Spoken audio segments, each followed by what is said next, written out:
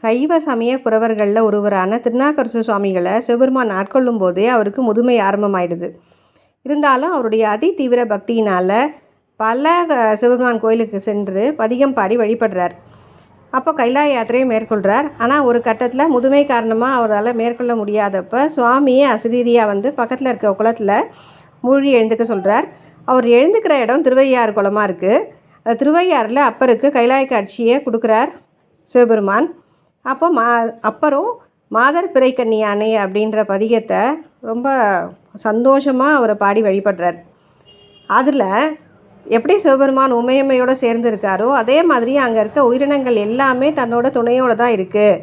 ஆண் யானை, பெண் யானை, ஆண் கிளி, பெண் கிளி, ஆண் குயில், பெண் குயில், இந்த மாதிரி தான் இருக்குது அப்படின்றத பாடி நமக்கு சக்தியோடு சேர்ந்தது தான் சிவஸ்வரூபம் அப்படின்றத இந்த பதிகத்தின் மூலமாக தெள்ள தெளிவாக உணர்த்தியிருக்கார்.